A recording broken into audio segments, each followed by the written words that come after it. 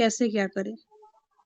पढ़ने के लिए तो पढ़ लिए, लेकिन हम्म। उसमें क्या बनाएँ, क्या छोड़ें ये नहीं समझ में आ रहा है। नहीं मतलब इसमें नोट्स में क्या लिखें? हाँ, देखिए जैसे मान लिया अगर फंडामेंटल राइट्स का मान लिया हम बात करते हैं, चैप्टर है, ठीक है। अब सपोज हुँ, दैट उसमें आपका कंसेप्ट भी है, डेटा फैक्ट भी है, हुँ, कुछ कुछ चीजें समझा भी जाता है एग्जाम्पल के तहत भी। इसमें आपको क्या करना है ना कि पहले आप जब 2 बार 3 बार पढ़ेंगे ना, तो बहुत चीजें याद हो जाती है। जैसे कुछ बेसिक कंसेप्ट वो याद हो गया, फंडामेंटल अच्छा, राइट्स किसे कहते हैं।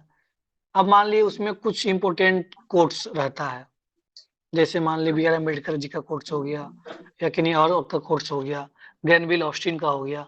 तो जो इंपॉर्टेंट कोट्स एक दो लिख लिए, कब अच्छा। आया, सेक्शन क्या है इसका, कहाँ से कहाँ तक, आर्टिकल 12 से 35 है, जो इंपॉर्टेंट चीजें हैं जहाँ लिख लेंगे। अब कंसेप्ट में लग रहा है कि नहीं बिल्कुल समझ में नहीं आया, जहाँ पे कंसेप्ट आपको लगता है कि नहीं 2 बार ही पढ़ लिए फिर भी क्लियर नहीं हुआ, तो उसको शॉर्ट में लिख लेंगे। अगर लग रहा है कि नहीं ओके है, वेल एंड गुड है, तो उसको छोड़ देंगे। क्योंकि बाकी तो आपके पास बुक तो है ही ना, उसको तो आप हाईलाइट, जब आप हाँ, पढ़िए हाँ। तो हाईलाइट तो की है।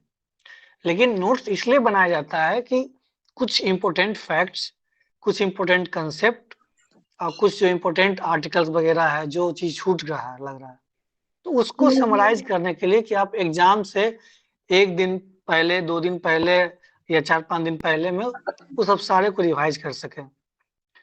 जैसे आप स्पेक्ट्रम में देखते होंगे, जब हिस्ट्री, मॉडर्न हिस्ट्री की जो बुक है स्पेक्ट्रम का, राजीव अहिर का, हुँ, हुँ, जब आप 3-4 उसमें सब में लास्ट में दिया हुआ है समरी, समरी दे रखा हुआ है। जब आप बुक देखेंगे तो उसमें प्रत्येक चैप्टर के बाद एक समरी है, तो समरी पर्याप्त है। उसके बाद ही अगर लगता है कि नहीं हमको कुछ और एक्स्ट्रा ऐड करना है तो ऐड करेंगे। तो इसके इसी तरह से हर एक बुक में होता है। अगर बुक में नहीं है तो उसको आप बनाएंगे। बनाने का पर्पस मेन यही होता है कि आप, वो कब आएगा जब आप 2-3 रीडिंग करेंगे, थोड़ा बहुत प्रीवियस ईयर पढ़ें। जैसे प्रीवियस ईयर क्वेश्चन मान लिया आप घटना चक्र से देखें, तो एनालिसिस होगा कि नहीं कौन सा इंपॉर्टेंट सेक्शन है, क्या छोड़ना चाहिए, वो थोड़ा सा आइडिया मिलेगा। प्रीवियस ईयर क्वेश्चन देख लिए, घटना चक्र देख लिए, उसके बाद आप पढ़िए, तब लगे कि नहीं नोट्स, नोट्स तब बनाना रहता है ना जब आपको कुछ उसके बारे में एक नॉलेज हो। सिलेबस देख लिए थोड़ा बहुत, सिलेबस में क्या क्या है, प्रीवियस ईयर देख लिए, और एक घटना चक्र की बुक, ये बीपीएससी का मैं बता रहा हूँ। ये 3 चीज अगर देख लिए, उसके बाद आप जब आप रीडिंग कर रहे हैं, 1 चैप्टर पढ़े, 2 चैप्टर पढ़े, रीडिंग करने के बाद फिर उसको शॉर्ट करना होता है। शॉर्ट में यही है कि उसके बारे में क्या है, कुछ इंपॉर्टेंट कंसेप्ट है तो कंसेप्ट लिखेंगे, फिर डेटा एंड फैक्ट्स अगर लग रहा है कि जो बराबर पूछता है, ये स्टेटमेंट पूछता है, तो लिखेंगे। उसके बाद हो गया नोट्स। उसके बाद उसमें 1 पेज और छोड़ उसके देंगे। इसलिए छोड़ेंगे कि जब कुछ लगेगा कि हमने फंडामेंटल राइट्स कुछ और एक्स्ट्रा पढ़ा है कहीं, या अपने टेस्ट जब लगा रहे थे तो कुछ नया कोट्स आ गया, कुछ नया स्टेटमेंट आ गया, तो उस जो 1 पेज छोड़े हैं उसमें हम लोग ऐड करेंगे, ऐड करते हैं। आप अच्छा, बताइए। अच्छा। और कोशिश यही रहेगी कि जितनी छोटी हो नोट्स। हाँ, नोट्स को देखिए, छोटा बनाने का मेन मकसद ये होता है कि आपको उसको रिवीजन करना है।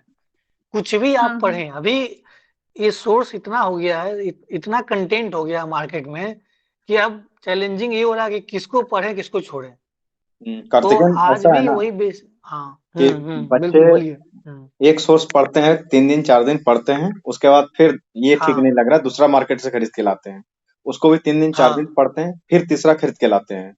इस तरीके से वो 3-4 किताब को जमा कर लेते हैं। जब 2-3-4 किताबें जमा हो जाती है उसके लाइब्रेरी में, तो फिर उसे लगता है इकोनॉमिक्स में इतना पढ़ना है, पॉलिटी में इतना पढ़ना हम्म, है, हिस्ट्री में इतना पढ़ना है। इतना नहीं पढ़ना है। पढ़ना है आपको सिर्फ एक कोई स्टैंडर्ड बुक, सबसे पहला काम बिल्कुल। एनसीईआरटी, उसके बाद कोई स्टैंडर्ड बुक, उसके बाद फिर बनाइए आप नोट्स, उसके बाद उसको करिए करंट अफेयर से अपडेट। इतना ही तो प्रोसेस है, सिंपल। कंटिन्यू। हाँ, एक अच्छा आप स्टैंडर्ड बुक पढ़ें पहला नंबर। उसको पढ़ने से पहले आप अपना सिलेबस देखें, प्रीवियस ईयर पेपर पढ़ें, प्रीवियस ईयर जो पेपर है उसको देखें, कौन कौन सा इम्पोर्टेंट, मान लीजिए सब्जेक्ट से कौन कौन सा इम्पोर्टेंट सेक्शन रहा है।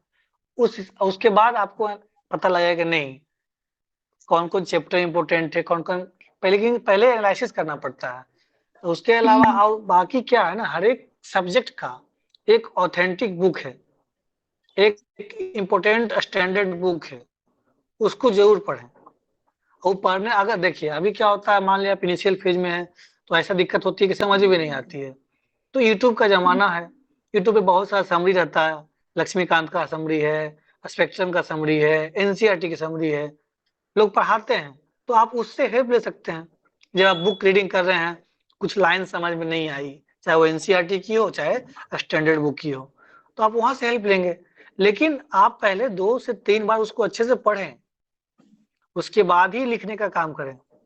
लिखना जरूर है, क्योंकि वो लिखने का बेनिफिट ये होता है कि आपको अगले जब आप एग्जाम जब टाइम में जाएंगे, एग्जाम जोन में रहेंगे, तो फिर वो बुक जो 800-900 पेज का होता है, चाहे लक्ष्मीकांत हो चाहे स्पेक्ट्रम हो, पढ़ने का मन नहीं करेगा, हाँ, वो वही रिवीजन नहीं हो वही पाएगा। इसी की वजह से नोट्स में प्रॉब्लम आ रहा है कि बिल्कुल। नोट्स तो नहीं बन पा रहा है, और फिर से पढ़ो तो फिर बुक ही है तुम्हारे पास। हाँ, तो वो जो वर्डन होता है ना, इसीलिए इसीलिए वो जो मेहनत से बचने से अच्छा है कि अभी ही मेहनत कर लिया जाए। और मेहनत करने का तरीका ये है, पहले सिलेबस, फिर प्रीवियस ईयर, घटना चक्र की बुक पढ़ें, उसके बाद आप अलग अलग स्टैंडर्ड बुक उठाएं। पॉलिटी लक्ष्मीकांत हो गया, स्पेक्ट्रम मॉडर्न हिस्ट्री हो गया, आप एंशिएंट में जाएंगे तो आर एस शर्मा है। और एक प्रयास जरूर करना है, उसमें प्रयास ये करना है कि अगर आपके पास समय है तो एनसीईआरटी खास करके हिस्ट्री और ज्योग्राफी दोनों पढ़ना है। ज्योग्राफी में 11th-12th, अगर आपकी बेसिक अच्छी है 8, 9, 10, तो 11 और 12 का पढ़ेंगे ज्योग्राफी, और हिस्ट्री में भी वही 11, 12, उसमें भी पुरानी वाली जो एनसीईआरटी है, आर एस शर्मा और सतीश चंद्रा। अब उसको अगर आप एक बार 2 बार पढ़ें, नहीं समझ में, आप पहले आप यूट्यूब पे आप जाइए ना, सर्च तो करिए स्पेक्ट्रम बाय राजीव भाई, बहुत सारे चैनल आएंगे, आपको जो अच्छा लगता है सही से समझ में आ रहा है उससे आप देखिए, उससे हेल्प लीजिए। तो यूट्यूब पे तो हर चीज अवेलेबल है, बुक का समरी दिया हुआ है, बुक को पढ़ा भी दिया है बहुत लोग, तो पढ़ा हुआ उससे आप पढ़िए, अंडरलाइन करिए, फिर आप जब 1 बार 2 बार पढ़ेंगे तो अपने आप ग्रेस्प होगा। जब ग्रेस्प होगा तो लगेगा नहीं ये हटाओ, ये तो मुझे याद हो गया है, ये कंसेप्ट समझ में आ गया, तो इसको क्यों नोट डाउन करेंगे। जो कंसेप्ट याद नहीं रहता है, जो फैक्ट याद नहीं रहता है, और ये जो इम्पोर्टेंट है उसको लिखते हैं। बताइए, समझ में आया, क्लियर हुआ? हाँ हाँ, क्लियर हो गया। और हाँ, तो नेक्स्ट इससे रिवीजन कैसे? रिवीजन करने का देखिए, वही जब आपका अगर नोट्स बन गया, जब आपका एग्जाम समय आने वाला है, 1 महीना 2 महीना बचा है, या प्रयास तो ये होता है कि रेगुलर टेस्ट लगाएं। जब आपके पास एक बार 6 महीना 8 महीने का मेहनत हो गया, आपने पूरा सिलेबस पढ़ लिया, तो फिर प्रयास होता है कि आप टेस्ट लगाएं। अभी ऑनलाइन का है तो कम से कम एक टेक्स्ट बुक का आता है, बढ़िया है, उसको जरूर लगाएं। जब चीप एंड वेस्ट क्या क्वालिटी क्या में बोले, फिर से टेक्स्ट बुक का बोलिएगा। जो टेक्स्ट बुक का एप्लीकेशन है, टेक्स्ट बुक, तो उसमें ज्यादा textbook.com है बहुत ना? खर्च नहीं। टेक्स्ट बुक का एक एप्लीकेशन है, और वो उस पर आप आराम से लगा सकते हैं टेस्ट।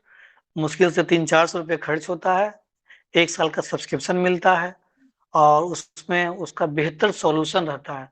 जब आप मान लिया आपने 15 क्वेश्चन किया, 15 क्वेश्चन के बाद जब उसका सॉल्यूशन जरूर पढ़ना चाहिए, तो पढ़ेंगे तो उसमें आपको बहुत कुछ सीखने को मिलेगा। तो ये कब करना है, जब आपका एक बार सिलेबस ठीक ठाक खत्म हो गया, एटलीस्ट आप एक स्टैंडर्ड बुक या एनसीईआरटी पढ़ लिए। अब से एनसीईआर अब साइंस में आएंगे, तो साइंस में कंपलसरी है एनसीईआरटी पढ़ना है 8, 9, 10th। उसके बाद घटना चक्र है, लुसेंट है, ये सब बुक पढ़ना है। तो सोर्स पहले क्लियर होना चाहिए कि क्या क्या पढ़ना है, और एक सोर्स रखिए, एक स्टैंडर्ड बुक, एक एनसीईआरटी। मान लिया ज्योग्राफी है, तो जब एनसीईआरटी 4 गो इनफ है, उसके बाद मैप पे काम करिए। और डेटा फैक्ट के लिए हमेशा लुसेंट को जरूर पढ़ेंगे लास्ट में, डेटा फैक्ट फिगर उसमें रहता है, इतना डेटा है। और अभी भी बीपीएससी जो बुक, बीपीएससी जो एग्जाम है, हाँ सोर्स पे एक बात बोलना चाहेंगे कि हाँ, सोर्स तो बहुत सारा है, तो सोर्स अगर समझ में नहीं आ रहा है तो प्रीवियस ईयर नहीं तो क्वेश्चन पेपर सोर्स देखेंगे। मैं अगर मैं उससे बता देता हूँ कि, हाँ बताइए बताइए। हाँ, अगर मेरे सोर्स से प्रीवियस ईयर क्वेश्चन पेपर बन रहा है तो मेरे लिए तो वही सही है। हाँ वो सही है, लेकिन क्या आपने एक स्टैंडर्ड बुक उस सब्जेक्ट का खत्म किया या नहीं किया, ये आपको जरूर पूछना चाहिए। जैसे अगर पॉलिटी है, अगर आपने लक्ष्मीकांत नहीं पढ़ा, या आपको लगता है कि मान लिया आप एनसीईआरटी, लेकिन एक लक्ष्मीकांत ऐसी बुक है ना कि एक बार आप पढ़ लिए तो एक तो कॉन्फिडेंस भी आता है कि मैंने इस सब्जेक्ट का एक स्टैंडर्ड बुक पढ़ा, पहली बात। दूसरा चीज है कि आप एनसीईआरटी भी गो थ्रू हो जाइए अगर समय है तो। बस ये लक्ष्मीकांत, ये पॉलिटी खत्म हो गया। अब उसके अलावा आप टेस्ट लगा रहे हैं, प्रीवियस ईयर कर रहे हैं, जो भी करते जाइए, उसको वैल्यू एडिशन अपने नोट्स में करना है, ये होता है पढ़ने का। तो जैसे मैं ऐसा करता हूँ रुपेश जी, एक बार हाँ शॉर्ट में सोर्स बता देता हूँ कि बिल्कुल कौन कौन बिल्कुल, सोर्स सोर्स होना बता चाहिए। दीजिए, बिल्कुल बता दीजिए।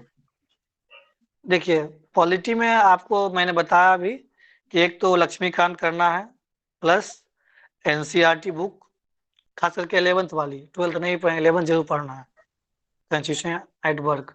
तो ये 11th वाला बुक पढ़ना है, और लक्ष्मीकांत हो गया 2।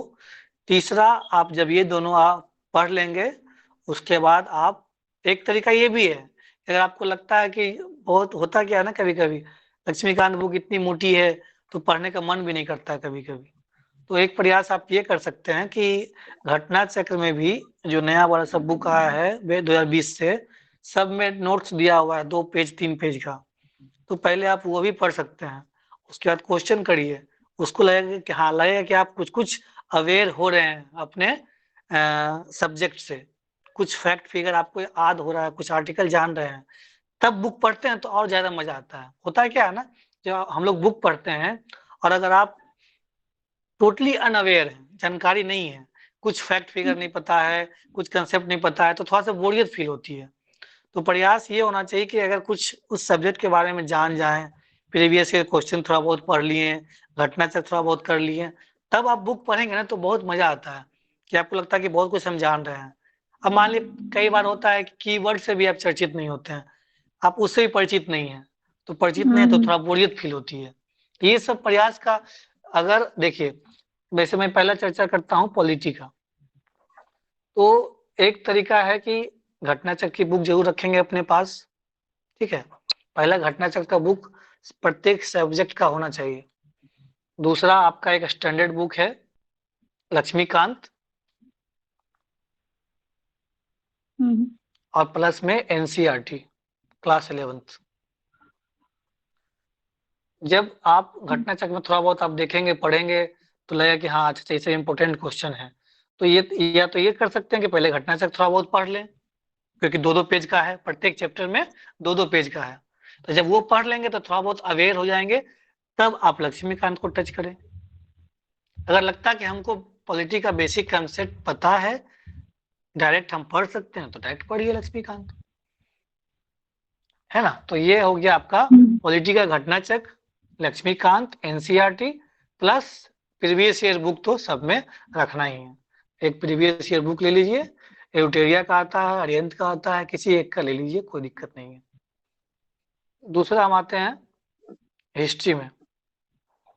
हिस्ट्री में आपका है एक तो एंशिएंट, जब आते हैं तो आर.एस. शर्मा पढ़ना है। दूसरा है मिडेवल में सतीश चंद्रा, मॉडर्न में स्पेक्ट्रम, राजीव अहीर। इसके अलावा क्या करना है, घटना चक्र। घटना चक्र सब में कॉमन है।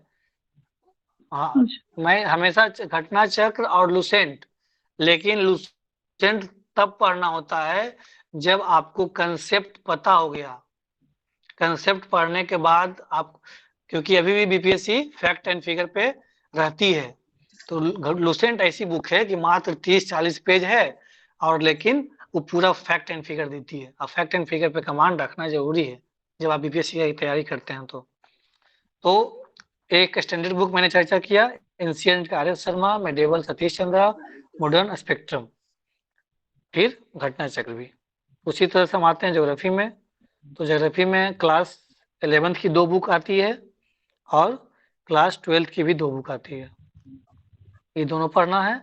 अगर आपका बेसिक नहीं है ठीक, तो आप 8, 9, 10th भी एक बार देख सकते हैं, क्लास एनसीईआरटी की। तो ज्योग्राफी में ये दोनों। इसके अलावा आपको एक मैप पे काम करना है। ब्लैंक आता है मैप, 100 रुपये में देता है, उसमें 10 इंडिया का, 10 वर्ल्ड का। इंडिया में भी फिजिकल, पॉलिटिकल, उसी तरह से वर्ल्ड में भी फिजिकल, पॉलिटिकल, फिर सारा कंटिनेंट का रहता है। तो वो ब्लैंक वाला मैप खरीद लेंगे, उसमें आप एटलस की सहायता से भरने का प्रयास करेंगे मैप के लिए। तो उसमें आपका एक अच्छा खासा मैप पे पकड़ हो जाएगा। जब आप 10 गो भरेंगे, India physical, India political, world का फिजिकल, वर्ल्ड का पॉलिटिकल, फिर उसी तरह से सारा कंटिनेंट का, तो एक अच्छा पकड़ हो जाएगा। तो ज्योग्राफी में क्लास 11, 12 मैप प्लस घटना चक्र, उसके बाद लूसेंट। लूसेंट सब में पढ़ना है। घटना चक्र और लूसेंट इज कॉमन बुक। लेकिन ये कब होगा, आपको समझ में कब आएगा लूसेंट? लूसेंट क्योंकि फैक्ट है, पूरा फैक्ट है, इसलिए पहले बुक पढ़ना होता है। तो पॉलिटी मैंने चर्चा कर लिया, हिस्ट्री कर लिया, ज्योग्राफी कर लिया। अब हम आते हैं इकोनॉमी पे। इकोनॉमी में एक आपका देखिए मुरनाल का आता है, जो कि बहुत ह्यूज है। अगर आपको लगता है कि पढ़ सकते हैं, नहीं तो शॉर्ट नोट्स भी आता है, कुछ कुछ जैसे श्री राम IAS का है, लेकिन वही है कि आपकी कैसी है इकोनॉमी, उस पर डिपेंड करती है। तो अगर मान लिया आप मुरनाल पटेल का आता है, लेक्चर आता भी है और उनका बुक भी है, मतलब नोट्स उनका मिलता है, लेक्चर भी है, टेलीग्राम पे अवेलेबल होता है या अलग अलग जगह पे सोर्सों पे, तो आप देख सकते हैं उसको इकोनॉमी में। और उसके बाद घटना चक्र का बहुत ज्यादा इसमें अहम रोल नहीं है इकोनॉमी में। तो इसमें प्रयास ये होता है कि बजट, इकोनॉमिक सर्वे इंडिया का, बिहार का, उसके अलावा सेंसस, अलग अलग जो रिपोर्ट इंडेक्स आता है नीति आयोग का, और अलग अलग इंटरनेशनल इंस्टीट्यूशन WEF, IMF, इसमें ये करना होता है। ये मैं बीपीएससी के सिलेबस के अकॉर्डिंग, बीपीएससी के पैटर्न के अकॉर्डिंग बता रहा हूँ। तो मुरनाल पटेल का पढ़ सकते हैं। उसके अलावा आपको ये जितने भी चीजें हैं, बजट हो गया, इकोनॉमिक सर्वे हो गया इंडिया का, बिहार का, सेंसस हो गया, रिपोर्ट हो गया, अलग अलग इंटरनेशनल ऑर्गेनाइजेशन का इंडेक्स हो गया, ये सब इकोनॉमी में आता है। और बाकी जो मुरनाल पटेल से कवर हो ही जाएगा, इन्फ्लेशन से लेकर के, करेंसी से लेकर के, बैंक से लेकर हर चीज। इसके अलावा अब बच रहा है आपका मेन सब्जेक्ट एक बिहार। बिहार में हाँ, वर्ल्ड ज्योग्राफी पे हम आते हैं। ज्योग्राफी में देखिए, वर्ल्ड ज्योग्राफी से आप अगर आप लूसेंट भी देखिए, वर्ल्ड ज्योग्राफी में बहुत ज्यादा ये दिमाग नहीं लगाना है। अगर बीपीएससी के सिलेबस को देखते हैं तो उसमें फैक्ट्स आता है, तो फैक्ट्स आप जरूर पढ़ेंगे।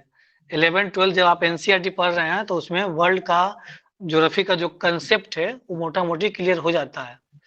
तो लूसेंट का बुक जब आप पढ़ेंगे, तो अगर 50 पेज में है लूसेंट, तो 25 पेज में वर्ल्ड ही दिया हुआ है, 25 में इंडियन ज्योग्राफी किया हुआ है। तो उसको आपको याद करना पड़ेगा, पूरा कंटिनेंटल दिया हुआ है, उसको याद करना ही पड़ेगा। एक तो पहला नंबर हो गया कि क्लास 11, 12 जब पढ़ लेंगे तो वर्ल्ड ज्योग्राफी का पूरा कंसेप्ट आपके पास हो जाता है, इंडियन ज्योग्राफी का भी और वर्ल्ड ज्योग्राफी का भी। उसके बाद घटना चक्र भी कर दें, घटना चक्र में भी दिया हुआ है, इंडियन ज्योग्राफी भी दिया हुआ है, वर्ल्ड ज्योग्राफी भी दिया हुआ है। सबसे लास्ट में लूसेंट पढ़ेंगे, इसलिए क्योंकि उसमें सिर्फ डेटा, फैक्ट, फिगर है और वो सबसे बोरियत लगता है। इसलिए जब आप ये सब से पढ़ लेंगे एनसीईआरटी से, घटना चक्र से, तो आपको लूसेंट पढ़ने में फिर सहूलियत होगी। बिहार में आते हैं। बिहार में एक स्टैंडर्ड बुक पढ़ना है, घटना चक्र की बुक है, उसको पढ़ सकते हैं। या आपको लगता है कि इम्तियाज अली पढ़ना है तो इम्तियाज अली पढ़ सकते हैं। एक स्टैंडर्ड बुक आप कर सकते हैं, कोई एक। लेकिन उसके साथ बिहार में ये करना है कि जो घटना चक्र का प्रीवियस ईयर आया है, घटना चक्र निकाला हुआ है बिहार का, उसको आप जरूर पढ़ेंगे पूरा अच्छे से। एक आपका स्टैंडर्ड बुक या तो आप पढ़ लें, घटना चक्र बिहार का मात्र 50-60 पेज में आता है, निकालती है घटना चक्र, वो कर सकते हैं। अदरवाइज नहीं तो आप दूसरा इम्तियाज अली की बुक है वो भी पढ़ सकते हैं। नहीं होता है, कोई भी एक बुक पढ़ सकते हैं, कोई इशू नहीं है, केबीसी नैनो है, कोई भी एक बुक पढ़ें। लेकिन घटना चक्र का जो प्रीवियस ईयर है बिहार वाला, वो जरूर करेंगे। उसको जरूर करना है। उससे क्या होता है कि जितना इम्पोर्टेंट क्वेश्चन है सारा कुछ उसमें दिया हुआ है, तो उससे बहुत कुछ आपका क्लियर हो जाएगा। बताइए, इतना में कोई अगर प्रॉब्लम है, कोई प्रश्न है, बताइए कोई सब्जेक्ट में। नहीं कोई प्रॉब्लम, सही है। अब देख लीजिए, एक अब मैं आता हूँ इम्पोर्टेंट सेक्शन, जो कि है करंट अफेयर्स। करंट अफेयर्स में चैलेंजिंग ये है कि आप लोग डेली पढ़ते नहीं हैं, न डेली अखबार पढ़ते हैं, न डेली करंट अफेयर्स देखते हैं। देखना नहीं, लिखना होता है। आप अगर 15 मिनट 20 मिनट का लेक्चर किसी भी एक का जरूर लिखें। ओनली आईएएस है, महिंद्रा है, अड्डा है, उत्कर्ष है, किसी एक का आपको लगता है कि ठीक ठाक पढ़ा रहा है, उसमें थोड़ा बहुत कंसेप्ट है, तो एक जरूर एक चैनल का फॉलो करें, उसको लिखें मात्र एक पेज में। जो उस दिन का इम्पोर्टेंट न्यूज रहा 5-6 न्यूज, उसको लिख लें। उससे संबंधित जो फैक्ट फिगर आता है, मान लीजिए वर्ल्ड इकोनॉमिक फोरम रैंक जारी किया, जब रैंक जारी किया तो वर्ल्ड इकोनॉमिक फोरम के बारे में पता होना चाहिए कि उसके हेडक्वार्टर कहाँ है, जिनेवा है, उसका स्थापना कब हुआ था, 1971 में हुआ था, उसके कौन है डायरेक्टर, क्लॉस स्क्वाब है। तो ये आपको जानकारी होना चाहिए। कब होगा? जब आप रेगुलर पढ़ेंगे। मैंने अभी जो 3 इन्फॉर्मेशन दिया, बहुतों को पता नहीं होगा। ये मैंने बैठ के याद नहीं किया कभी। मैं रेगुलर देखता हूँ, रेगुलर पेपर पढ़ता हूँ, करंट अफेयर्स देखता हूँ, इसलिए याद रहता है। हर चीज याद नहीं की जाती है, बार बार आप देखिए। तो करंट अफेयर्स का ये है तरीका कि एक पहला नंबर आप करंट अफेयर्स की वीडियो देखेंगे, एक स्टैंडर्ड। अब बीपीएससी थोड़ा सा कंसेप्चुअल पे मूव कर रहा है, तो प्रयास करें कि थोड़ा हाई लेवल का देखें। अगर यूपीएससी लेवल का देखते हैं वो ज़्यादा अच्छा रहेगा, उसमें कंसेप्ट भी है, डेटा भी है।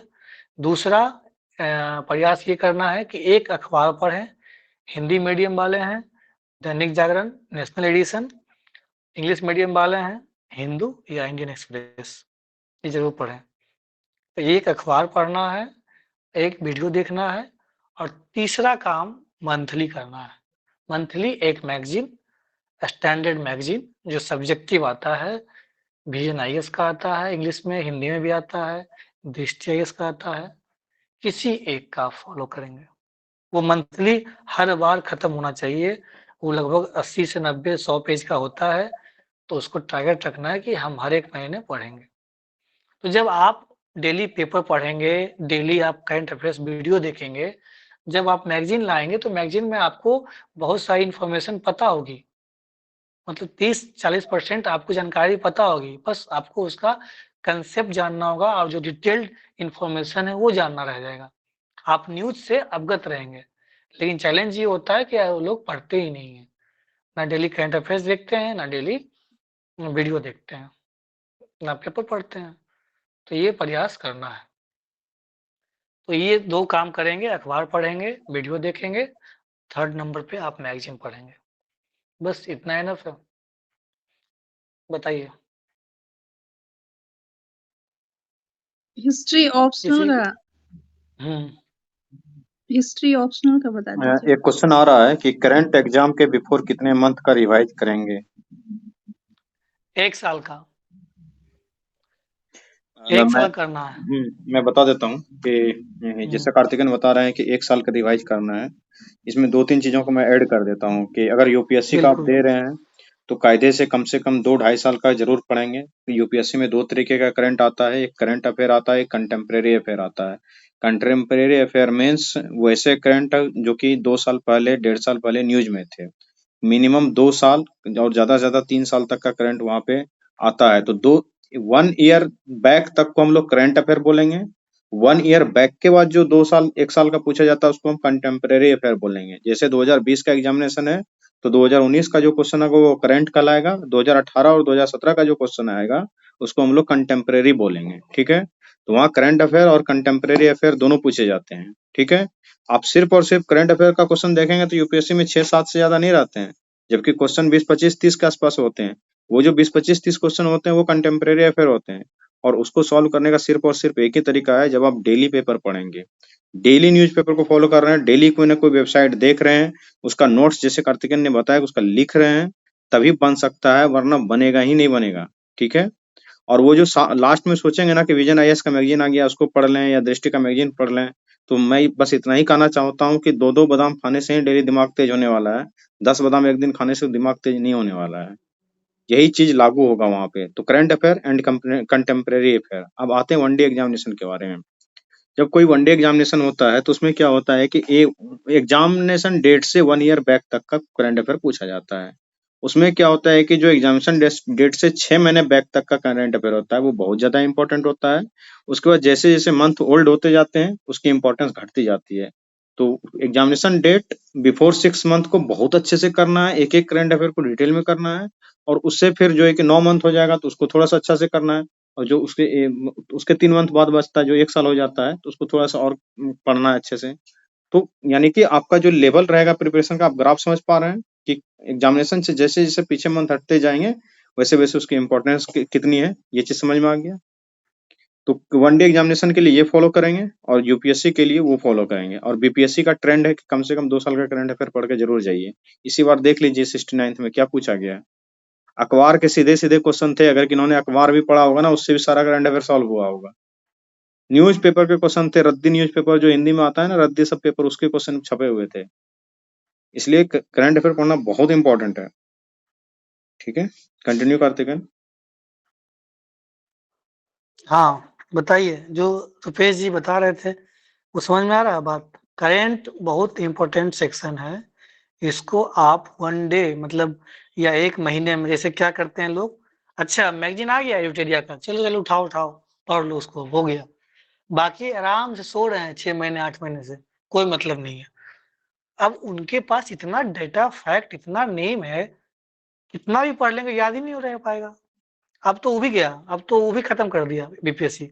अब तो कंसेप्ट चाहिए उसको, डेटा फैक्ट तो चाहिए बट कंसेप्ट भी चाहिए, कैसे हुआ क्या हुआ ये भी जानना है उसको उस। तो अब तो वो भी चाहिए, दोनों चीज चाहिए। तो दोनों चीज जब चाहिए तो उसके लिए आपको प्रयास रेगुलर करना होगा, डेली करना होगा। आपको डेली एक करंट अफेयर्स की वीडियो देखनी होगी। हाँ बताइए रुपेश जी। कार्तिकेन, और बच्चे से थोड़ा सा पूछें कि ये लोग करंट अफेयर के लिए क्या करते हैं। ऐसे सिर्फ बताने से क्या बताइए। होगा। ये तो रामायण की तरह चल रहा है कि रामायण कथा बचा जा रहा है मुरारी बाबू का, और बच्चे सुन रहे हैं और तो सो भी रहे होंगे, पता नहीं। आप क्या करते हैं, करंट अफेयर कहाँ से पढ़ते हैं, जरा बताएं एक एक करके कोई। आप करंट अफेयर के लिए क्या पढ़ते हैं, कहाँ से, क्या सोर्स, कौन सा सोर्स पढ़ते हैं, बताएं। Sir study for civil service का वो मंथली आता था ना पीडीएफ, हाँ, वो और एक दृष्टि आईक्यू करके वो मंथ वाइज पीडीएफ देते थे, तो एक को पढ़ के उससे एमसीक्यू रहता था तो उसको रिवाइज की तरह कर लेते थे सॉल्व क्या है। और लास्ट में एडुटेरिया और स्पीडी क्योंकि मैक्सिमम कॉमन न्यूज ही रहता था तो ये सारा ही करते थे। और फिर वही वाजीराम का वो बहुत हाईलाइटेड जो नहीं होता, हेडिंग्स जो होता है, जैसे कोई भी नहीं एक्ट है नहीं, उसके मैं डेप्थनेस ये में नहीं पूछ रहा जाते हूँ, थे। जैसे जी कि आप सर, डेली में क्या करते थे, डेली का बताइए, डेली डेली का का क्या नहीं करते हैं आप। करते थे, वीकली करते थे सर। वो दृष्टि का वाह, नहीं आता था 1 वीक का समराइज वो करके मैं समझ न्यूज। गया, मैं समझ गया, मैं समझ। हाँ, डेली डेली क्यों नहीं कुछ नहीं करते हैं। करते थे, डेली अब नहीं करते वर्किंग है, थे सर। अब वर्किंग पीरियड में है अभी, no sir. In still you are not doing daily. अब यस समझ रहे हैं सर। कितना बड़ा गलती कर रहे हैं। हाँ, मेरे को लगा उससे हो जाएगा क्योंकि इससे पहले इस बार तो वही हुआ था सर।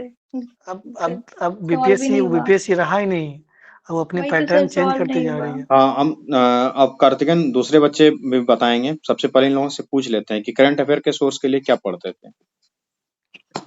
सर मैं बताऊं हाँ क्या? बताइए। हाँ बताइए।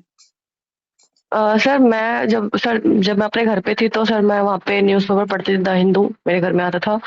और सर मैं गुड। साथ में कभी कभी इंडियन एक्सप्रेस भी पढ़ती थी क्योंकि कभी कभी 2 न्यूज़पेपर्स भी आ जाते थे। और सर साथ में सर मेरा ना एक मैगजीन पढ़ते हुए दर्पण और विजन का जो आता है मैगजीन, मंथली मैगजीन, वो भी मैं पढ़ती थी सर जब घर पे थी। और सर अभी तो इंटरव्यू के दौरान मैं न्यूज़पेपर तो पढ़ती ही थी सर, लेकिन अभी मेरा 3-4 दिन से जब से पटना आई हूँ तब से मैं ऑनलाइन ही पढ़ ले रही हूँ। ऑफलाइन सोर्स नहीं है मेरे पास अभी, लेकिन ऑनलाइन सोर्स से पढ़ लेती हूँ। फिर घर वापस जाऊंगी सर 3-4 दिन में, तो फिर मेरा सोर्स रिज्यूम हो जाएगा। वो आपका अब आपकी बेसिकली। तैयारी हो गई, अब आप तैयार हो गए हैं, तैयार हैं परसों के लिए, 20 को है ना आपका। हाँ हाँ सर, अब मैं बहुत ज्यादा सर, अब मैं सोच नहीं रही हूँ, अब देखेंगे क्या होता है। गुड। क्योंकि नहीं, अक्सर कोई मतलब फायदा नहीं है ना, उसमें कोई लिमिटेशन तो है नहीं। अपना कॉन्फिडेंस दिखाना है, पर्सनालिटी दिखाना है, और जो मेरा नेचर है, जो मेरा चार्म है मेरे फेस का और मेरी बॉडी लैंग्वेज का, बस सोचूंगी कि बस उससे इम्प्रेस हो जाए। बाकी तो इससे ज्यादा और हम क्या ही कर सकते हैं सर, अब वो कुछ भी पूछ लेते हैं रैंडमली। मैं डॉक्यूमेंट सारा कुछ हो गया ओके, उसमें कोई समस्या नहीं होनी चाहिए। नहीं सर, डॉक्यूमेंट वगैरह डॉक्यूमेंट्स सब में तो कोई प्रॉब्लम नहीं, लेकिन अभी सर मैंने हाँ, फॉर्म फिलअप नहीं किया है, मैं कल आराम से फॉर्म फिलअप करूंगी। नहीं कर लेना है, मतलब उसको वो चीज़ का स्ट्रेस अब नहीं लेना है। डॉक्यूमेंट वगैरह सारा कुछ आप अरेंज कर लीजिए। हाँ सर। और सर मैंने सर देखा है कि सर हुँ, वो ना कुछ लोगों को तो 7-8 मिनट ही दे रहे हैं, मतलब आज आज मेरी एक लड़के से बात हुई, वो पहले से सप्लाई इंस्पेक्टर है, तो हाँ, उन्होंने बताया कि इंटरव्यू बस 7-8 मिनट चला उनका, वो भी कि उनके जॉब थे सिर्फ।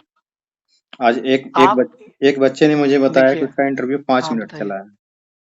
उन्होंने क्वेश्चन भी दिया है, मैं क्वेश्चन भी बता सकता हूँ। बोलिए कार्तिक। सुनिए शालिनी सर जी, कौन से आप सब्जेक्ट से थी सर? जी ये सर। ये इसका पॉलिटिकल साइंस था। 5 मिनट चला आपका है, कब है? 5 मिनट। फर्स्ट फेज में कि सर मेरा सेकंड फेज में परसों। है? सर सेकंड नहीं, में है, तो सेकंड में तो वैसे भी सोते हैं वो लोग खा पी के। अरे नहीं, नहीं, अरे ये सब मत रखिए दिमाग में। आप अपना ये समझिए कि अगर मुझे 5 मिनट मिलेगा, 10 मिनट मिलेगा, जो मिलेगा उसमें हमको अच्छे से जवाब देना है। ये बिल्कुल नहीं सोचना है ये सब। और किसका क्या हुआ 5 मिनट, 10 मिनट, सबका अलग-अलग फैक्टर होता है।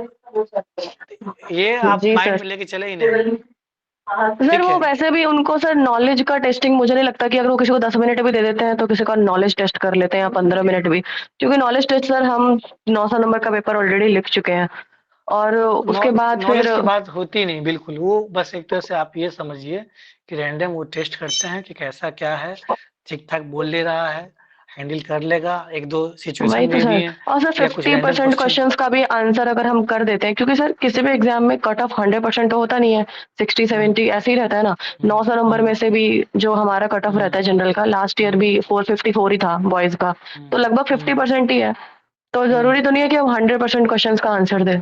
मेरा तो सर स्टैटिस्टिक्स यही बोलता है। और और नहीं, नहीं, सर बिल्कुल हाँ, हाँ, मैं सर बताइए, बहुत बताइए। एज्यूम करके चीजें चलती हूँ सर, मतलब मैं, मेरा ये नहीं था कि मेरे को टॉप करना है, या मुझे बस मेरे को ये था कि मेरे को पास करना है, क्योंकि मेरी ज्यादा अच्छी तैयारी थी नहीं, खुद से मैंने सब कुछ किया, तो मैं बहुत प्रेडिक्शन के हिसाब से चलती थी, मेरे खुद के प्रेडिक्शंस होते थे कि ये पढ़ना है, इतना ही करना है, और इंटरव्यू के लेकर के भी बस इतना ही था कि मुझे चुप नहीं रहना है, और जो जहाँ पे मैं चीजें गेस करके कुछ कर सकती हूँ वहां करूंगी, और जहाँ ज्यादा फैक्ट आया वहां पे सॉरी बोल कर निकल जाऊंगी, बस। 2 सेक्शन पे मैं आपको ज़रूर अभी भी एम्फैसिस करूँगा कि जो मैंने नोट्स प्रोवाइड कराया है डीएसपी वाला, पुलिस जी एडमिनिस्ट्रेशन सर। वाला, उसको आप एक बार ज़रूर जी देख सर। लेंगे। दूसरा, जी सर। बिहार का जो स्कीम्स चल रहा है, बिहार की जो चीज़ें हैं, उसको आप ज़रूर जी सर। देखेंगे।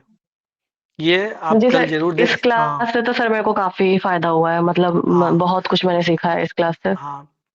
और मैं उम्मीद करता हूँ कि आपका पॉजिटिव हर चीज़ हो और आप परसों जब आएँ 20 तारीख को तो आप यहाँ पे इंटरव्यू एक्सपीरियंस शेयर करें। और मुझे लगता जी है सर, कि आपका बिल्कुल। इस बार मुझे लगता है कि आपका इस बार चयन 100% श्योर है।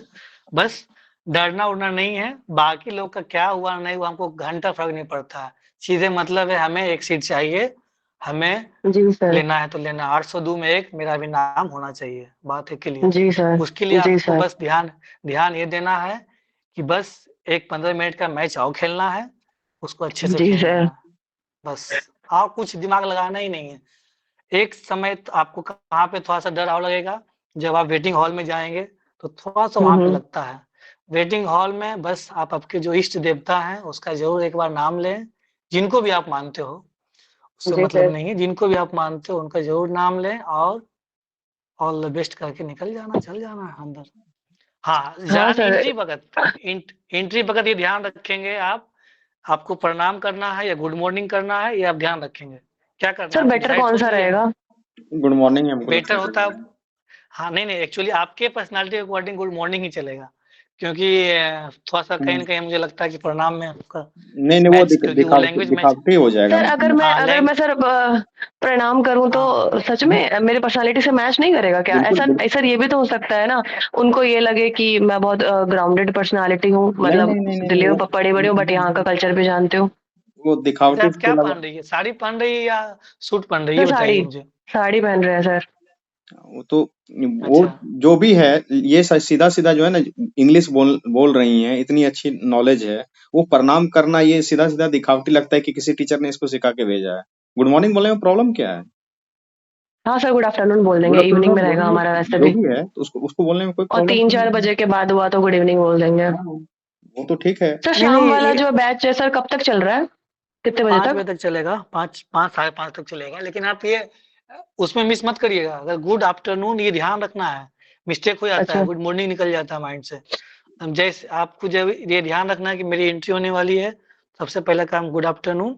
उसके बाद अगर वो बोलते हैं बैठ जाने के लिए, नहीं तो आप जस्ट जहाँ पे चेयर लगा हुआ खड़े है, रहेंगे साइड में जी। चेयर के जस्ट बगल में आप जाके खड़े हो जाएंगे। जी सर। वो अपने खुद बोलेंगे कि बैठ जाओ, उसके बाद आप थैंक यू बोलेंगे और एक तरफ पहले चेयरमैन के साथ सबको देखेंगे, उसके बाद वो अपने प्रश्न करेंगे। तो ये आपका एंट्री बस अच्छे से हो, और एंट्री से पहले वेटिंग हॉल में वो जो बेचैनियां होती है उसको आपको अच्छे से काम रखना है, बस अब यही। तो सर मैं सोच ही हाँ नहीं रही हूँ बिल्कुल भी। हाँ जो होगा, अब इतना हाँ इतना बिल्कुल जर्नी आगे हाँ तय कर लिया, अब 15 मिनट में क्या हो हाँ जाएगा। हाँ। नहीं नहीं 15 अब मैं मिनट कुछ में सोच कुछ ही नहीं नहीं, रही हूँ। बस हाँ सोचना नहीं है, बस आपको ये समझना है कि आपने प्रैक्टिस कर लिया है, बस अब आपको खेलना है पिच पे जाकर के। जी सर। ठीक है। और सर सर जैसे भी हाँ मैंने अभी मॉक में परफॉर्म किया है सर, अगर इन हम्म, जनरल अगर मैं वैसा भी वहाँ परफॉर्म कर देती हूँ थोड़ा सा हाँ मतलब सॉफ्ट टोन लेकर के, मतलब अच्छे से, तो सर क्या हम्म, 80 मार्क्स ऑन एन एवरेज नहीं मिलेगा क्या मेरे को? हाँ बिल्कुल बिल्कुल बिल्कुल मिल जाएगा, बिल्कुल मिल जाएगा। बस आपको वहां पे ज्यादा एक्स्ट्रा करने के चक्कर में ना, बस वही मैं बताया ना, बिहार को लेकर के आप एश्योर्ड नहीं रहिएगा, और जहां तो लगे कि सर एकदम सॉरी बिल्कुल बोल आप, देंगे, हाँ। हाँ हाँ, जहां आप लेंगे बिल्कुल ब्लैंक है आप जिस कंसेप्ट में, तो वहां पे टच मत करिएगा, ठीक है। वहां पे आप एक बार परमिशन मांग लीजिएगा कि सर अगर आप मुझे अनुमति दें तो मैं गेस कर सकती हूँ, या वुड यू अलाउ मी, जी सर। कैन आई मैं गेस। मैं यहाँ पे ऐड करना चाहूंगा। एक तो आप जो ये 80 मार्क्स बोल रही हैं, ये तो ऑन एन एवरेज आपको मिलना ही है। 85 90 से कम का तो उम्मीद हमको नहीं दिख रहा है। और दूसरी बात है कि आप अगर 20 मिनट या 17 मिनट इंटरव्यू दे के निकल जाते हैं, 90 से नीचे तो जी आप सर। सोचते भी नहीं है, आपका ये लेवल है।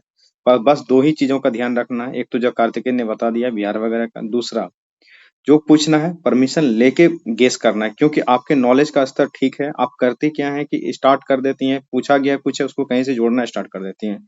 सर इसके कुछ पहलू मेरे दिमाग में आ रहा है, क्या मैं इसे गेस कर सकती हूँ? उसके बाद जब वो बोलेंगे गेस हम्म, करें, तब आप करें तो उनको अच्छा लगे, उनका ईगो सेटिस्फाइड होगा कि बच्ची इतनी पढ़ के आई है, जी। इसके बाद भी हमसे पूछ रही है। इस चीज का एकदम विशेष ध्यान रखेंगे।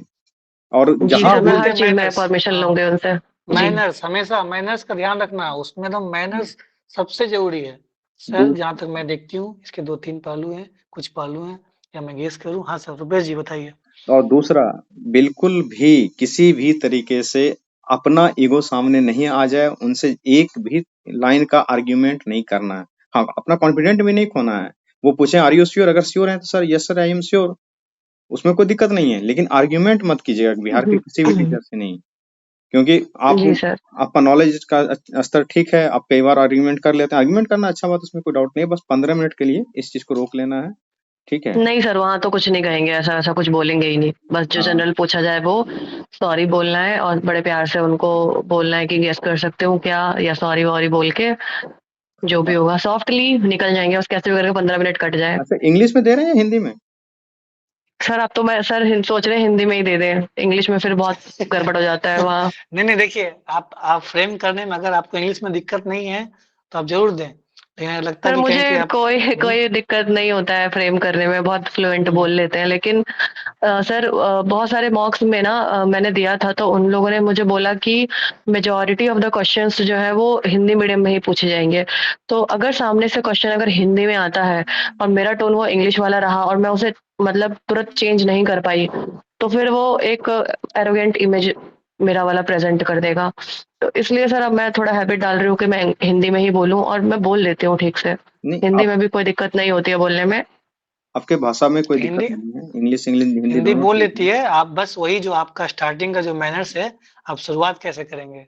सर जहाँ तक मैं देखती हूँ, जहाँ तक मैं सोचती हूँ, जी। As far as I concern जो होता है उसका आप जी जरूर जी। इस्तेमाल करेंगे, कि जहाँ तक मुझे लगता है सर, जहाँ तक मैं सोचती हूँ हाँ। सर, ये आप 3 4 वर्ड्स लाइंस जो है ध्यान रखेंगे, सर फॉर्म में आपको क्या लैंग्वेज फिलअप करने का ऑप्शन है क्या? नहीं कुछ नहीं, उसमें नहीं है।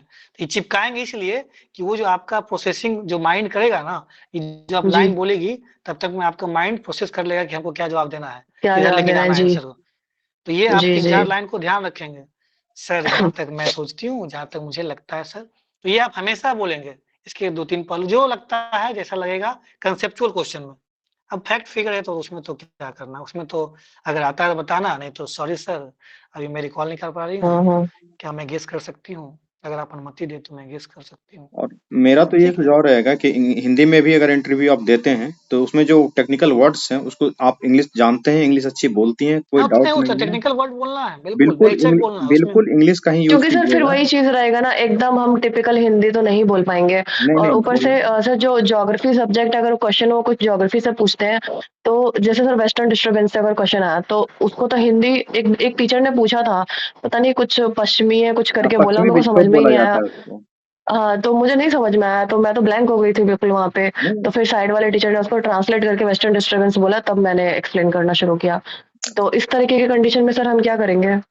ऐसा कंडीशन मतलब कार्तिकेयन वो, के साथ भी हुआ था इनके इंटरव्यू में, हाँ, क्योंकि ये भी इंग्लिश से ही देते हैं इंटरव्यू। ठीक है, तो इनसे भी हिंदी में पूछ लिया गया था। फिर उन्होंने बोला था, क्या बोला था कार्तिकेयन के कैन आई। सर हमने पूछा उससे, हाँ sir can you tell me the English meaning of this word, या सर आप इंग्लिश में बता सकते हैं, सो इंग्लिश में क्या कहेंगे? आप क्लियरली पूछिए ना, कोई दिक्कत नहीं। सॉरी सर, मैं समझ नहीं पा रहा हूँ, या मैं समझ नहीं पा रही हूँ, इसका सर इंग्लिश में क्या होगा? अगर बता दे तो मैं समझ पाऊंगी। हुँ। बताएंगे वो, कोई दिक्कत नहीं है। और ये हुँ। टेक्निकल चीज अगर आ जाए ज्योग्राफी वगैरह का ना, तो उसको आप इंग्लिश में डिफाइन कर लें, कोई प्रॉब्लम नहीं है, सीधा इंग्लिश में डिफाइन करें, कोई दिक्कत नहीं होने वाला। हाँ, वैसे तो मैं बोलूँगी उनको कि सर आप इसे हिंदी में एक बार बता सकते हैं क्या?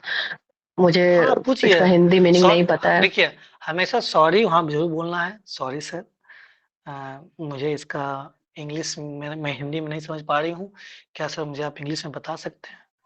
बताएंगे आपको। सर मेरी आवाज़ सर अभी ठीक आ रही है क्या? मतलब हाँ भारी हाँ, लग रही है क्या? क्योंकि नहीं मेरी नहीं थोड़ी तबीयत ठीक नहीं है। नहीं अभी नहीं, हाँ ठीक तो लग अब रहा है क्या? आपकी आवाज अब दवा ववा ठीक खा हो लें गई थोड़ा है। बहुत, ठीक, ठीक है। और दूसरा चीज है ना कि ये जो अपने पर्सनालिटी में है, इतना मेहनत से इंग्लिश सीखा गया है, तो उसको वो दिखना भी तो चाहिए। हाँ, ओवर अगर सोच नहीं होना चाहिए, बस दिखना चाहिए ओवर कि नहीं हाँ, होना चाहिए, लेकिन अगर ये दिखता है कहीं कहीं पे तो वो ये एक बहुत फायदा बेहतर करता है, इमेज भी बनता है, बिल्कुल। बहुत फायदा करेगा, बहुत ज्यादा। सर वही चीज़ ना सर, ये तो अगर उन्होंने ये समझा कि हम ऐसा दिखाने की कोशिश कर रहे हैं, नहीं तो सर नहीं ऐसा तो बिल्कुल ही नहीं है। क्योंकि मेरे सामने उनके सामने मेरा पूरा डेफ होगा, उनको पता है कि मैं किस स्कूल से हूँ, किस नहीं, कॉलेज से हूँ। तो सर वहाँ तो हम लोग का हिंदी तो बहुत रेयर ही चलता था। इनफैक्ट हिंदी वाली मैम भी आती थी ना, तो वो इंग्लिश में ही बोलती थी, क्लास में जब पढ़ाती थी। तो वैसा बैकग्राउंड ही नहीं रहा, तो थोड़ा दिक्कत तो नहीं आएगा ही हिंदी बोलने में। नहीं नहीं, हिंदी नहीं नहीं, नहीं, उससे कोई कोई हाँ, कोई डिसएडवांटेज का मुद्दा बताइए नहीं बताइए। है हिंदी बोलना। ठीक है, हाँ कार्तिक। कोई दिक्कत नहीं है, आप बेहिचक रहें, इस सब को लेकर टेंशन नहीं लें। बिहार पे और आपकी चॉइस फर्स्ट डीएसपी है, इस पे जरूर ध्यान रखेंगे आप। ये दोनों में जी आप सर। फंसेंगे नहीं, फंसना नहीं है। और बिहार वाला में जी सर। फंसना है तो आप सीधे सॉरी बोलना है, बस। जी सर। करंट अफेयर्स का कोई लिमिटेशन नहीं है, आपको पता है कि उसको कैसे हैंडल करना है, जानती है। बिहार ये बाकी जो आपका सब्जेक्ट है ज्योग्राफी, उस सब में आप हैंडल कर लेंगी। बस ये दोनों हाँ में सर, वो तो आपको, कर लेंगे। हाँ, सर एक बहुत ही ये आप, फेमस क्वेश्चन है सर, वो हाँ, फ्लड नॉर्थ बिहार का जो सर फ्लड का प्रॉब्लम रहता है, तो उसके लिए हाँ। हम कुछ इनोवेटिव आइडियाज अगर हमसे मांग लिए तो सर हम क्या दे सकते हैं? फ्लड को देखिए, इनोवेटिव आइडिया जैसे देखिए दो तरह का होता है ना। फ्लड एक तो होता है कि हम लोग प्री फ्लड तैयारी करते हैं, प्री फ्लड प्रिपरेशन, हम्म। और एक करते हैं पोस्ट फ्लड प्रिपरेशन। जब जी तो सर। उसमें बताएंगे सर, अगर आपको टाइम दे रहा है, मान लीजिए देख सकते हैं सर। अगर जब फ्लड की जब बात होती है, तो और सर मैं हम अगर प्री फ्लड हाँ में क्या क्या चीजें बोलेंगे अगर कुछ इनोवेटिव? जी। इनोवेटिव बहुत ज्यादा तो कुछ नहीं है, लेकिन हाँ आप ये कर सकते हैं कि हम जो तैयारी आजकल ऐसे हो गया है कि आजकल कंसेप्ट चल रहा है क्रिएशन ऑफ स्मॉल डैम्स, कि बहुत चेक हाई डैम्स डैम्स वगैरह बना, बनाए। हाँ हाँ, बहुत बहुत बड़ा जो बना लेते हैं हाई डैम्स, वो भी खतरनाक हो जाता है। और वही क्या होता है कि जब वो डिसिल्टेशन नहीं होता है, फिर वही पानी निकलने लगता है। तो आज एक नया कंसेप्ट चल रहा है कि आप स्मॉल स्मॉल चेक डैम्स बना सकते हैं, ताकि इन जी सर। केस, हाँ, पानी का भी रिसाव हो, पानी भी बहे, और साथ ही साथ हमारा काम भी हो कि हमारा जो जमीन है, हमारा खेत है, वो भी बचा रहे। तो एक ये कंसेप्ट है। जी सर। दूसरा है कि आप डिसिल्टेशन पे जरूर काम करना है। तीसरा है कि एग्रीमेंट या नेपाल के साथ है एग्रीमेंट, और चौथा है कि लिंकिंग ऑफ रिवर्स। और पोस्ट में क्या होता है? हाँ सर बताइए ये तो बताइए सर नेपाल के साथ एग्रीमेंट में सर हमारा तो कोई इनोवेशन है ही नहीं, और नहीं ना ही हाँ। सर हम इंटर वाटर लिंकिंग में कुछ कर सकते हैं। अगर उन्होंने मेरे से पर्सनली सजेशन हाँ। मांग लिया कि आप अपने कुछ इनोवेटिव आइडियाज बताइए, तो सर मैं 2-3 चीजें मैंने सोचा है, मैं बताऊं क्या? हाँ बताइए बताइए।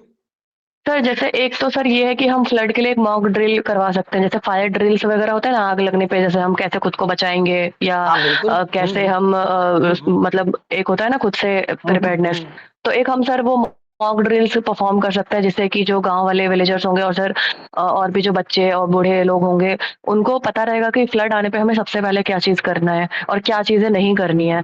तो एक उनको इस चीज का अवेयरनेस रहेगा। सर दूसरी चीज ये कि हम उनको ना कुछ फर्स्ट एड की जो चीजें होती है वो सिखा सकते हैं, कि आप मतलब किसी को चोट लग गई तो उसको कैसे फर्स्ट हाँ एड हाँ देना है डॉक्टर के बिल्कुल। आने से पहले। सर तीसरी चीज ये कर सकते हैं सर हम कि फर्स्ट एड वाला तो हो गया, हाँ सर स्विमिंग। हम सर कुछ स्विमर्स मतलब वहाँ के जो लोकल विलेजर्स होते हैं, गांव के लोग जो होते हैं, महिलाएं हाँ हो या पुरुष हो वॉलेंटियर्स या बच्चे हो, वॉलेंटियर्स, कुछ ऐसे वॉलंटियर्स ऐसे वॉलेंटियर्स हम को हाँ बना लें, है ना, और फिर उनको कुछ स्विमिंग वगैरह की टेक्नोलॉजी सिखा दे, ताकि वो कम से कम बचाव तो अपना भी बचाव कर सकते हैं और साथ में जो जो लोग होते हैं पड़ोसी उनका भी बचाव कर सकते हैं। तो ये सर 3-4 पॉइंट्स ठीक है क्या, अगर अपना हाँ इनोवेशन बिल्कुल। मांग लिया अच्छा तो? अच्छा बिल्कुल। अच्छा। और नाइस। नॉर्थ नॉर्थ बिहार में कोसी मेचे लिंक प्रोजेक्ट चल रहा है। जी सर चल रहा है, वो चल रहा है, बजट में भी आया था कोसी हाँ मैचिंग लिंकिंग हाँ। प्रोजेक्ट का सर। तो और सर रिवर ड्रॉट का अगर आ गया, सूखा, साउथ बिहार में सूखा का प्रॉब्लम रहता है उसका, तो इसमें उसका तो सर एक रेन वाटर टेक्नोलॉजी हाँ हार्वेस्टिंग कर सकते हैं, रेन वाटर ठीक है। हार्वेस्टिंग मैंडेटरी अगर कर दे बिहार गवर्नमेंट। सर दूसरा ये कि वहाँ के जो लोग हैं सर उनके उनके अंदर ना सर एक अवेयरनेस लाना होगा यूसेज ऑफ वाटर को लेकर के, कि वाटर का जो है वो बेस्ट यूज कैसे हो सकता है, कम पानी में आप बेटर चीजें कैसे कर सकते हैं, है ना, वेस्ट नहीं करना है पानी को। और फिर वो भी सर लिंकिंग प्रोजेक्ट का तो सर बेनिफिट मिलेगा ही, और सर साथ में कुछ ऐसे एग्रीकल्चरल प्रैक्टिसेस जो कि वाटर इंटेंसिव हो, मतलब वाटर का ज्यादा यूज ना हो उसमें। सर जैसे कि रोहतास रीजन जो है वो as per the economic survey leading producer है चावल का, और चावल की खेती सर बहुत पानी डिमांड करती है, और बिल्कुल। जबकि वो पानी के वाटर डेफिसिट एरिया में फॉल करता है जहाँ पे पानी नहीं है। तो ये सर बहुत इलॉजिकल चीज नहीं लगती सोचने में कि रोहतास जैसा रीजन जो पठार वाला एरिया है, पानी नहीं है वहाँ पे, और फिर भी वो वाटर की वो चावल की प्रोडक्टिविटी में नंबर 1 है, तो इसका मतलब पानी यहाँ कहाँ से रहा है? तो वो तो डायरेक्ट ग्राउंड वाटर यूज कर रहा होगा नहीं बहुत, नहीं और नहीं सोन नहीं नदी का नहीं पानी चैनल वगैरह से मिल रहा होगा उसको। नहीं नहीं, आप ये समझिए, ग्राउंड वाटर वो सोन यूज नहीं सोन कर रहे हैं।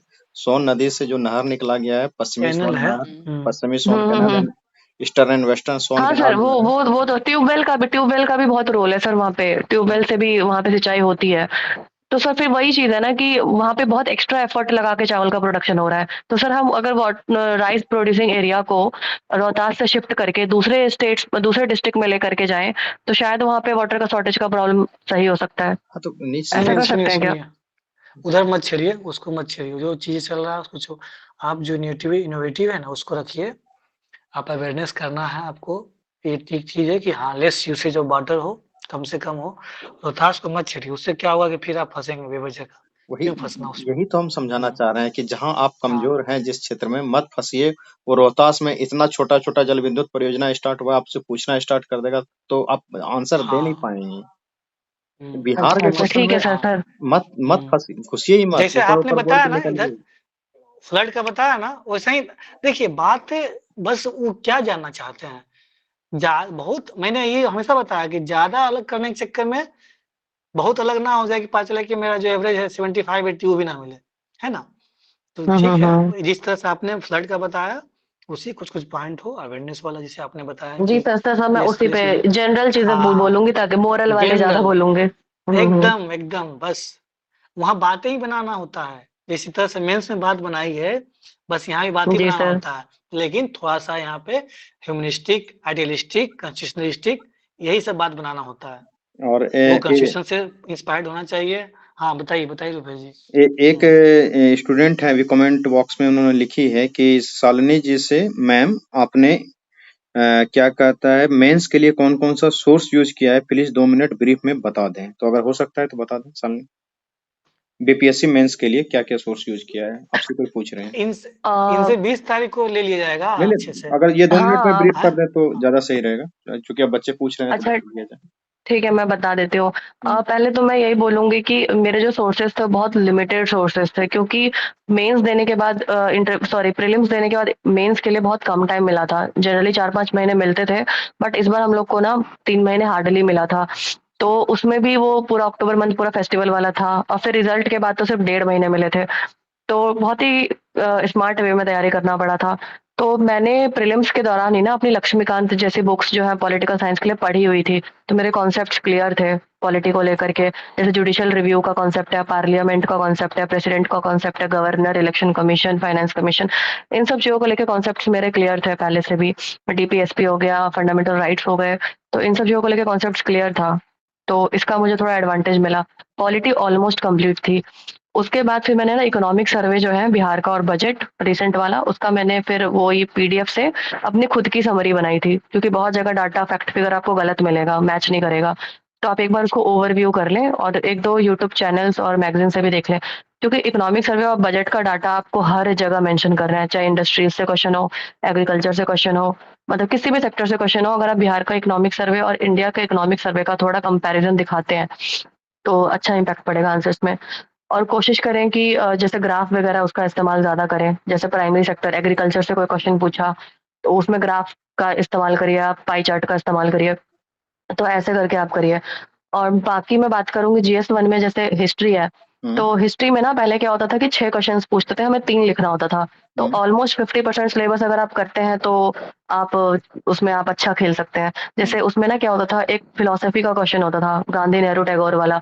तो फिलॉसफी में आप कितना भी बेस्ट लिखेंगे ना, आपको अगर आपकी उनकी फिलॉसफी आप टीचर की फिलॉसफी से मैच नहीं हुई तो नहीं मिलेंगे मार्क्स, नहीं मिलेंगे मार्क्स। फिर आप कितना भी बेस्ट लिखेंगे ना हिस्ट्री में, तो आपको वही 18, 19, 20 ऐसे ही करीब मार्क्स मिलेंगे।